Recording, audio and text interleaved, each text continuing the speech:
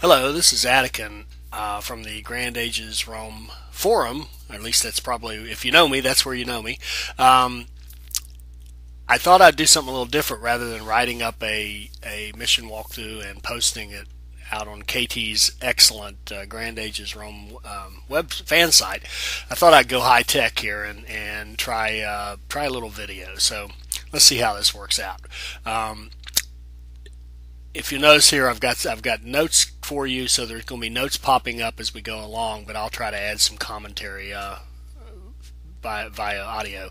So after you kind of get the lay of the land, the first thing you really want to do is jumpstart your resource production. The faster and better you can get that resource production, the faster and better you can build, because now you don't have to wait to get more more and better goods, more and better stuff to build with. You already have it there. So we did that slave camp, leapfrogged out, built a slave camp, and got a whole bunch of production going. So we're in great shape. By the way, this is a Lucii character that's kind of trumped up with all the goodies. So I did that on purpose, not to make it easy, but because I wanted to have those resources readily available so I could keep building, and you guys wouldn't be sitting here watching the machine crank while we waited for the opportunity to build more or finish research so that we could upgrade our mines or any of that kind of stuff. So again, this is a Lucii character. So you also notice there we went for goods. We built our farm, wheat farm, and mills and bakery and the insulate to house them or to staff them, and that way we've got a butcher and a baker, and those two combined give us that 50% goods, which we have to have for our equites. They won't be happy without it. Then we built the forum so that the forum will allow us to access the equites and patricians, and now we're going to kind of add a school and temple and get our research going faster and start building up our religion. And also, of course, the temple is very important for income. You can make a lot of money through religion if you do it correctly and stack up two or three temples in the right area. They can really rake in some cash for you. So now we're looking over here. This is our kind of our second community, and as the note says there, I like to think of this as a region rather than a city, and I think of it even in terms of perhaps building multiple cities in the same region. So that's, again, this is also where the roads are kind of nice.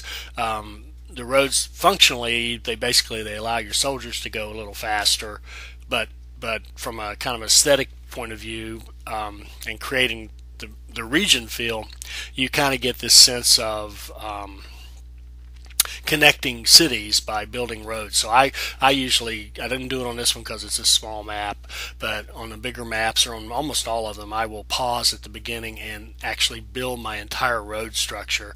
And one of the talents I like to have is the freebie roads, which is nice because then you can kind of lay them all out and get them out of the way and not think about them again. And then your road crews go off and do their thing and construct the roads while you're building up your cities, and that way you're prepared when you want to move your military around to various places. So anyway, now back to the second community. We're building Butcher Baker, and you'll notice we're doing a different way for entertainment. We did the Odium in the first one, which is a new building, which is great because it has a small footprint and gives you 20 entertainment. Here we built these little promenades next to the equites. That way they'll be happy with taking strolls out there in their gardens, and and that gives them at least a minimal amount of happiness, or at least the amount they need.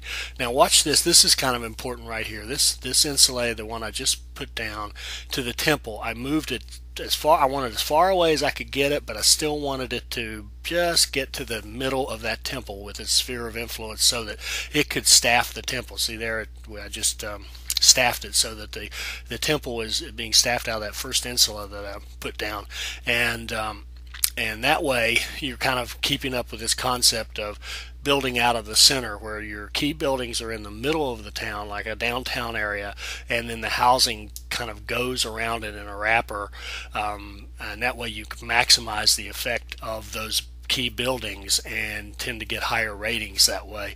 If you just kind of build them and your temples get spread all over, and you just have houses mixed wherever, it may look more realistic, but you're going to get lower ratings because you're not going to get that accumulative effect of having two temples near one another, or inn and tavern and butcher baker in a close proximity, or that kind of thing. So I use this kind of centralized downtown concept most of the time.